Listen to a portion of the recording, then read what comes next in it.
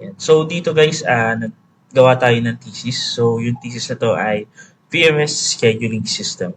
So, ang naging, naisip daw nila yung thesis na to kasi ang naging problema daw kasi last time, nung OJT nila, is may nasirang sasakyan.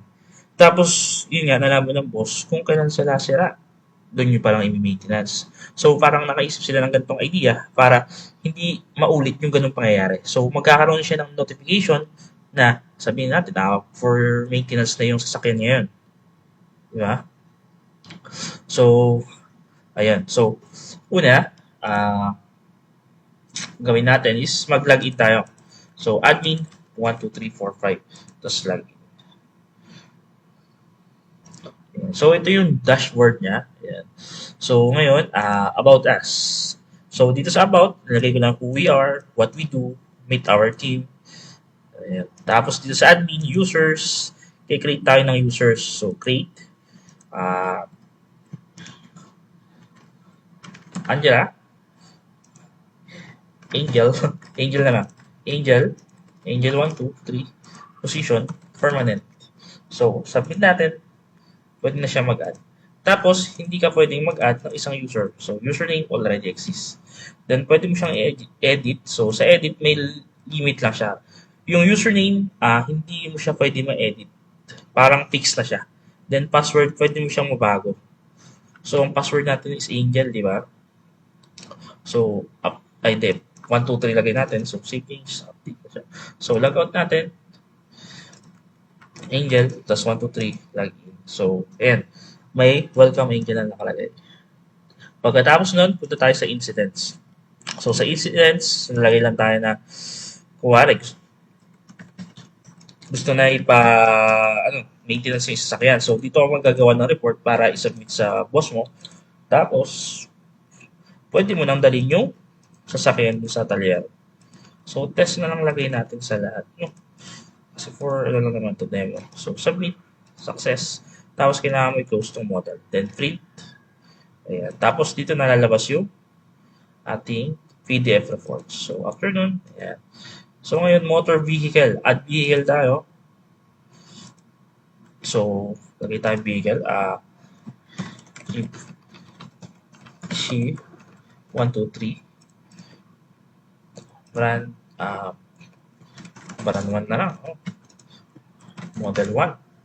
Year 2019, odometer 100, PMS schedule. So, dito sa current odometer, so dito sa PMS natin, may dalawang klase siya para maglabas ng notification na for maintenance na. So, una ay months. So, ayun, every 8 months, maglalabas siya ng notification na itong first schedule na. Tapos, pwede din siyang odometer. So, sa threshold, kapag ka na-reach na yung odometer na threshold, doon na maglalabas ng notification. Parang magiging color indicator siya. So, click natin submit. Every 8 months to, di ba? So, submit. Successfully submitted na yung key. So, key 1, 2, 3. Then, ito tayo sa maintenance. Select natin yung key. Tapos, ma-autofill na itong model at brand at odometer rating. So, modified by. So, sabihin natin, record mariga. Tapos problem, sabi na PMS. So, modified on, sabi natin for today. Na-modify siya ngayong araw.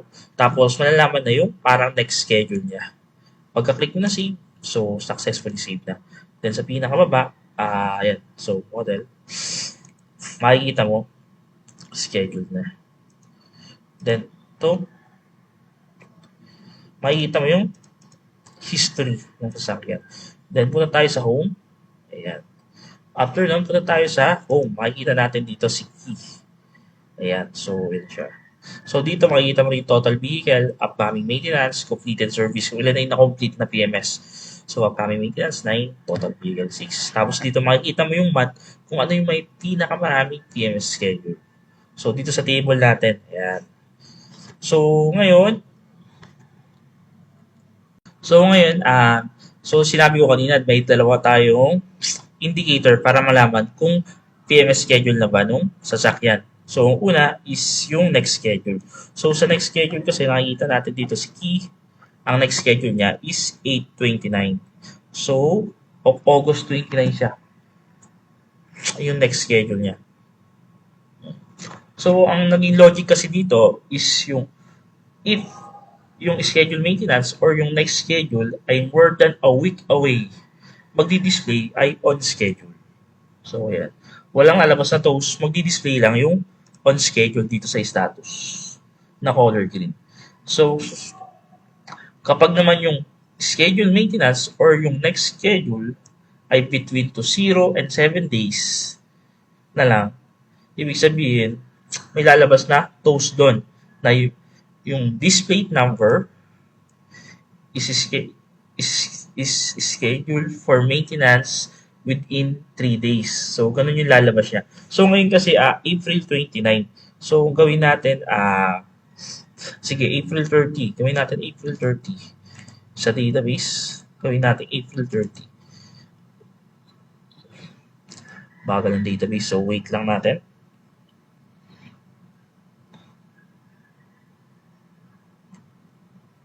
So, ito okay na yung database. So, ang sasakyan na, tawag dito, maintenance pala.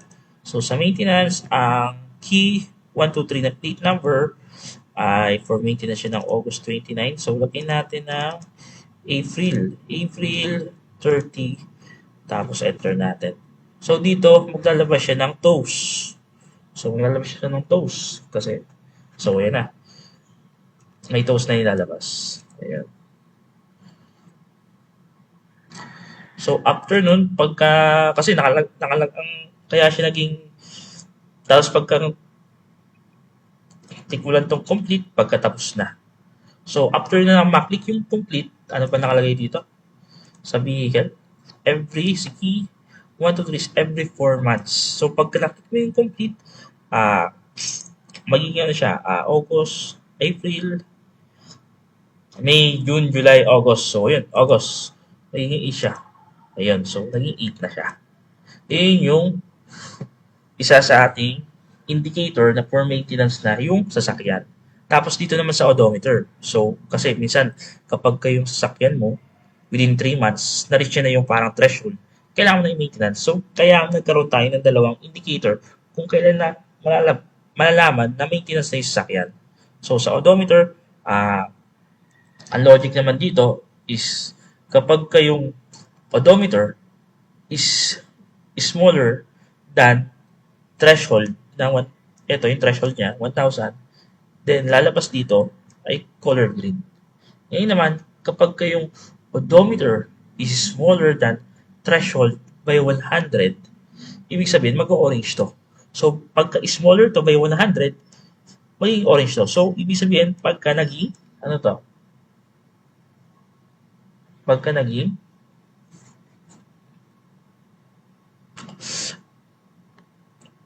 900, yon yung odometer. So, motor vehicle. Yung key, 1, 2, 3. Edit natin. So, lagay natin dito is 900. Then, update natin. Home.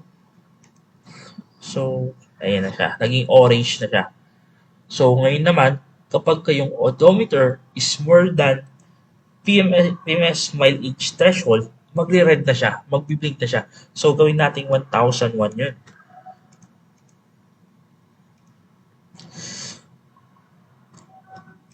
So, 1,001. Update natin. So, pagka-click mo ng home, ayan na. So, yun. Nag-blink na siya ng red. So, yun yung indicator natin. And pagka na-click mo yung complete, magdodoble tong ating threshold. Kasi, tapos na eh. So, panibagong ano naman yun. Maghihintay ka naman ng panibagong threshold. Kasi na-reach mo na yung ganitong threshold, di ba? So, complete nyo, magiging 2,000 siya. So, yun yung logic behind that. So, yun. Thank you.